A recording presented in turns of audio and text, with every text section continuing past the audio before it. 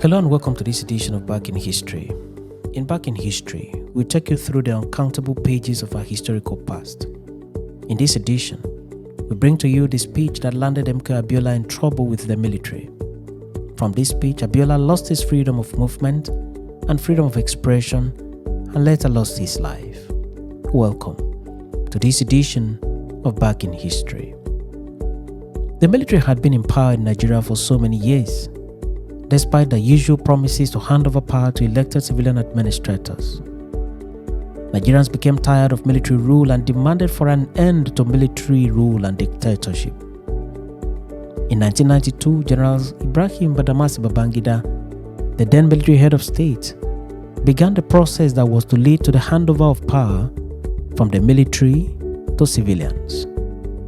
The electoral body was set up with Professor Humphrey Nwosu as the chairman. Political parties were registered and allowed to prepare candidates for the general election. Governors were elected, senators were elected, members of the House of Assembly and of the House of Representatives were also elected. What then remained was the presidential election. Eventually, the presidential election held in 1993 with Alhaji Tofa as candidate of the NRC and MK Abiola as candidate of the SDP.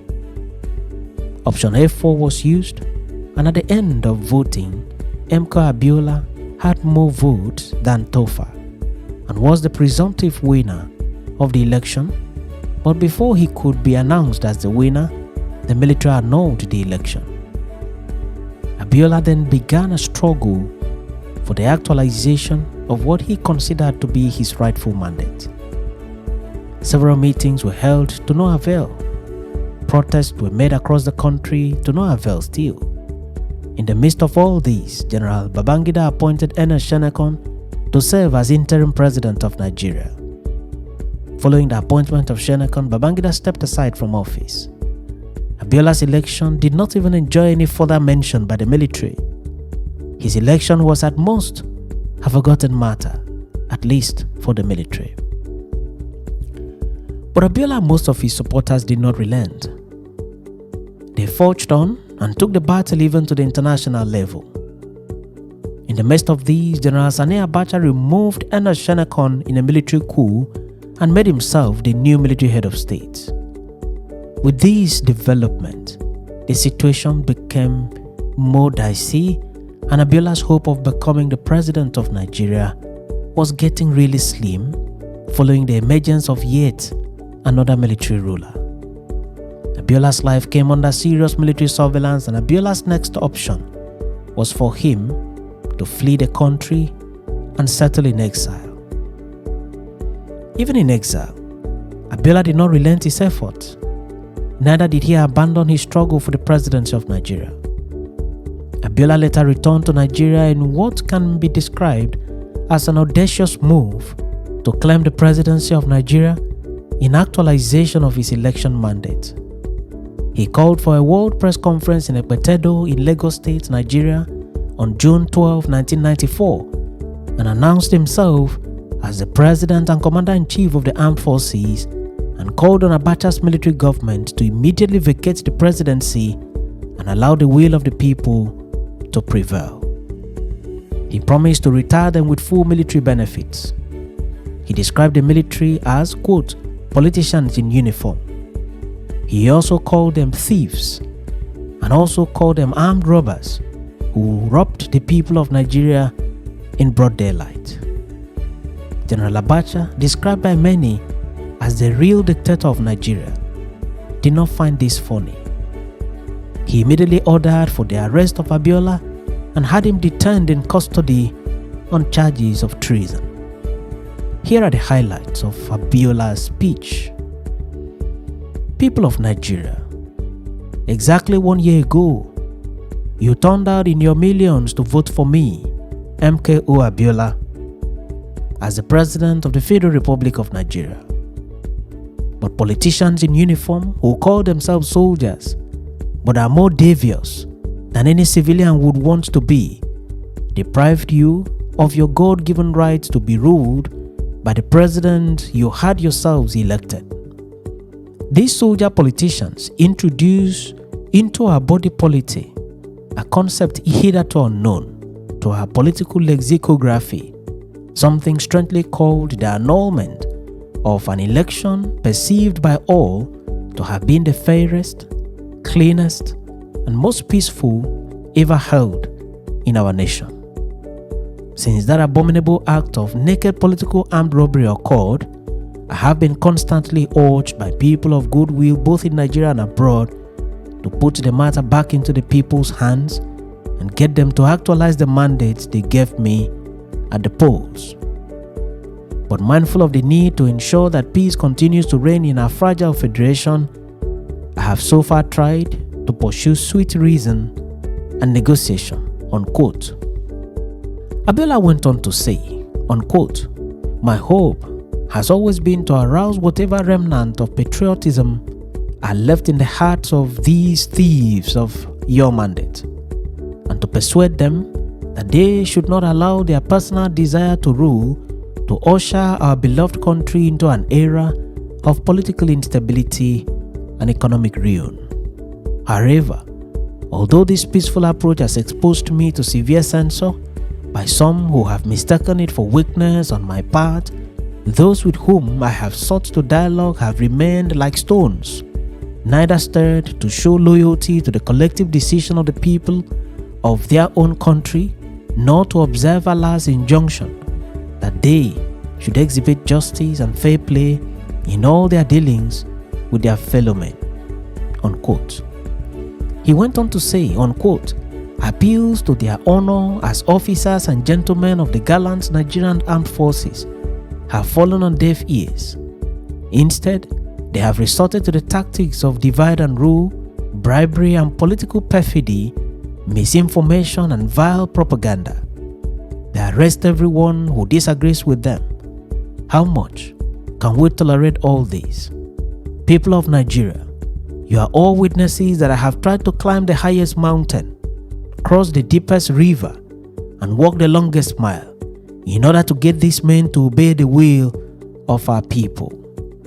Today, people of Nigeria, I join you all in saying enough is enough. We have endured 24 years of military rule in our 34 years of independence. Enough of military rule. We are sickened to see people who have shown little or no personal achievement, either in building or private businesses or making success of any tangible thing, being placed in charge of the management of our nation's economy by rulers who are not accountable to anyone. Enough of square pegs in round holes. We are tired of the military's repetitive tendency to experiment with our economy. As of now, from this moment, a new government of national unity is in power throughout the length and breadth of the Federal Republic of Nigeria, led by me, Basharum MKO Abiola, as President and Commander-in-Chief. The National Assembly is hereby reconvened. All dismissed governors are reinstated. The state assemblies are reconstituted, as well as local government councils.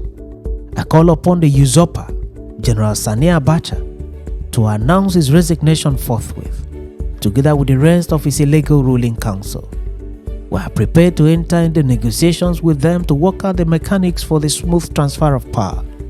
I pledge that if they hand over quietly, they will be retired with all their entitlements, and their positions will be accorded all the respect due to them. He went on to say, unquote, "I hereby invoke the mandate bestowed upon me by my victory in the said election to call on all members of the armed forces and the police, the civil and public services throughout the Federation of Nigeria to obey only the government of my national unity, that is headed by me, your own elected president. My government of national unity is the only legitimate constituted authority in the Federal Republic of Nigeria as of now. People of Nigeria, our time is now. You are the repository of power in the land. No one can give you power. It is yours. Take it. God bless you all. Long live the Federal Republic of Nigeria. Long live the Government of National Unity, MKO Abiola, Ekpetedo, Lagos State, Nigeria. End of quote. General Sani Abacha literally went mad at Abiola over the words employed in his speech and the audacity to return to Nigeria from exile and make such a speech in the lifetime of a military administration. Abacha ordered for his arrest and detention. He was immediately arrested and detained in solitary confinement for 4 years with only a Bible and a Quran as his companions. It is reported that he was guarded on a daily basis by not less than 14 soldiers at a time. Several calls were made for his release, including the visit to Nigeria by Pope John Paul II, Archbishop Desmond Tutu, and other world leaders, all to no avail. Abacha kept him in custody for good 4 years. It was indeed frustrating for Abiola, who neither actualized his dream of becoming Nigeria's president nor regained his freedom for an unbroken period of 4 years. Abiola later died in the said custody under very controversial circumstances. Some analysts have said that Abiola's approach was not the best approach in the face of a full-blown military dictatorship. That even in his prepared speech, the words used in describing the military were words that were surely going to pitch the military against him seriously. Others have said that he unwittingly played himself into the hands of the military, who were always looking for words to use in arresting him. Others have also said that the situation at the time called for the making of Abiola's kind of speech. Whatever may be the best analysis of the situation, what remains indisputable is the fact that, following the making of this very speech, MKO Abiola lost his freedom and later paid the supreme price with his life.